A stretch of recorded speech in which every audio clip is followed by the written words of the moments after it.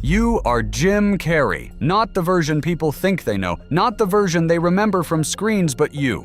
And millions of people are saying something strange about you. They're saying you were replaced, not officially, not confirmed, just online theories, clips, comparisons. And a growing belief that at some point you stopped being you. And the wild part is, they all think they found the exact moment it happened. But before we get there, you need to remember something. Because this story doesn't start with a conspiracy, it starts with silence.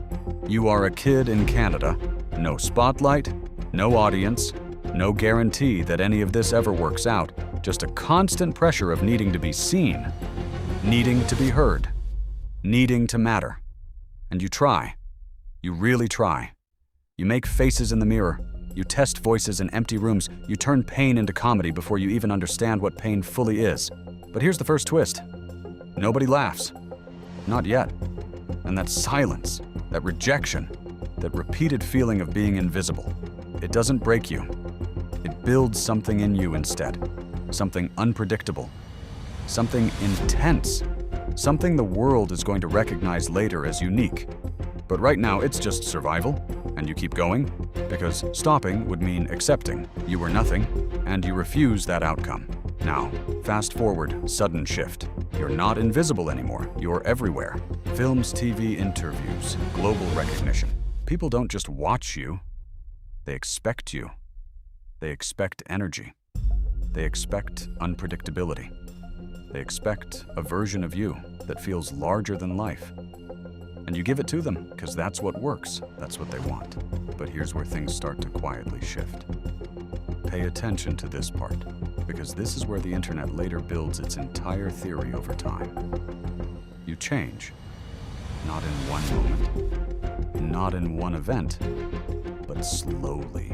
Your interviews become more reflective, more philosophical, less controlled by performance, more controlled by thought, and some people notice. Not everyone, just enough. And at first, it's harmless. Comments like, he seems different. He's changed. Something feels off. But then the internet does what it always does. It zooms in, it compares, it slows down. Clips frame by frame, it starts building timelines that don't actually exist. And then it happens. The theory appears. Not as fact, but as a question. What if this isn't the same Jim Carrey anymore?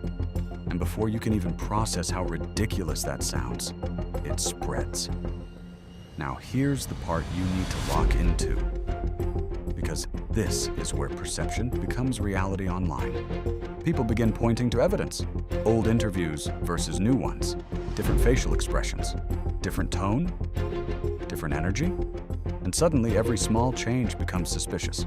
But you are still you living your life, not aware that millions of strangers are trying to reverse engineer your identity like a puzzle. And then comes the clip. The one they all talk about. The moment everything changed. According to the theory, this is where the original version of you disappeared. But here's the problem. Different people point to different moments, different interviews, different years, different expressions. There is no single agreed point, but that doesn't matter to the theory, because once people believe something, they start building the proof backwards. Now, pause here, because you need to understand something about fame.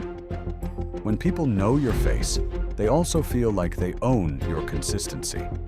They expect you to remain frozen, but you didn't. Because life didn't. There were shifts, losses, changes in perspective. Periods of reflection. Moments where comedy wasn't the center of everything anymore. And those changes, normal for any human being, become suspicious when you are watched by millions. Now the theory escalates. Some say you were replaced, some say you were cloned, some say there was a switch, but none of it has evidence. What it does have is repetition. Thousands of videos repeating the same idea, until it starts feeling familiar. And familiarity online often feels like truth. Now here's the dangerous part. You start becoming two people in the public mind, the real you, and the internet version of you. And the internet version is easier to believe because it's simple. A single explanation for complexity, but reality is never that clean. Now let's go deeper, because the interviews they use as proof. they're not actually proof. They're fragments, short clips without context, moments taken out of long conversations, ideas separated from the full thought. One sentence becomes a mystery, one expression becomes evidence, one pause becomes suspicion, and suddenly you're no longer a person, you're a puzzle. Now here's the second major turning point. The theory doesn't grow because it's true. It grows because it's interesting, because it gives people something to discuss, something to decode, something to feel like they understand before others do. And that creates engagement, which fuels more content, which fuels more belief, which fuels more uncertainty. And the cycle continues. Now we return to you, still living your life, still speaking in interviews, still evolving like every human does. But now every movement is analyzed, every shift in tone is questioned. And here's the unsettling realization. Even if nothing changed at all, people would still look for change. Because once a narrative exists, the brain starts hunting for confirmation. Now, zoom out. What is this really about? Not clones, not replacements, not conspiracies, but identity.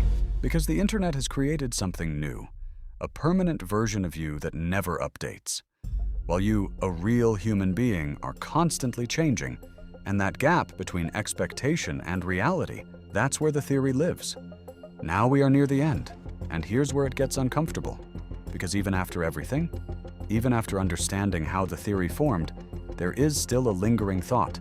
If millions of people can look at the same person and see someone different, what does that say about perception itself and about you? Because as Jim Carrey, you were never just one fixed version. You were always changing, always shifting, always becoming something slightly different over time, just like everyone else. But you were watched, and that made it strange. Now, the ending? Here's the part people don't expect. The theory never needed to be real. It only needed to feel real, and that feeling still exists. Because people don't just remember you. They remember their version of you, and that version never changes. But you do. And maybe that's the real unsettling part. Not that someone thinks you were replaced, but that no matter how much you change, some people will always be trying to find the version of you they prefer. And as you sit with that thought, one question remains.